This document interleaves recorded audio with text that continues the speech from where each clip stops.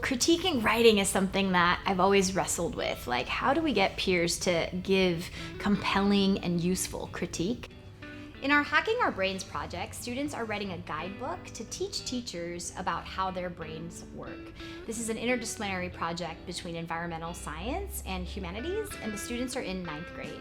As part of this project, students wrote an article for the book that we are publishing and also for Ed Week online so that they could publish online as well. In step 1 of this critique protocol, student authors are explaining their topic and why they chose it. They're also giving a summary of their article. In this lesson, what you'll see is students in groups of 2 to 4 critiquing that article and book layout. All right, so today we're going to critique your book layouts, draft 1, or if you're not quite there yet, we're gonna also look at your articles, okay? So that way everybody has something to critique today. And then I wrote your critique for this on that paper. Do you have like small things that you honestly don't want that it kind of sounds like unprofessional. And then you do like as a teacher, and I was reading that and I was like too many as a teachers.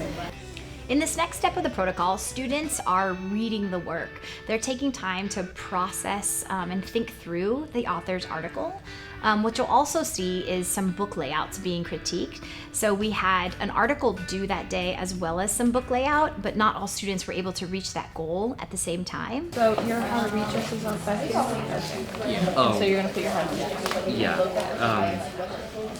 We actually, during when she was like, you can work on it, but something showed up the copy, we finished the how to reach us, but not the how to teach us.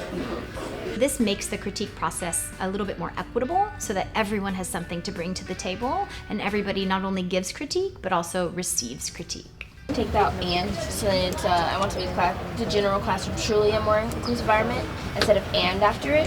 One of the challenges I see when students are giving peer-to-peer critique is just really knowing what exactly to give critique on so that it's not just general or vague. So we'll basically do double this amount, right? And it would be one person's article, I wanna make sure I get it right, and a checklist of the things we have, kind of like that one. Oh, I was saying like everybody has their article. Okay. And then we like switch it out between everybody. Okay. And, like more like of a pair, but then we write it down and everybody gets to like see what. Like everybody critiques one person, but like we're just passing them around. And then at the end, you'll see students posing a feedback question that they want specific feedback on from their peer critiquers.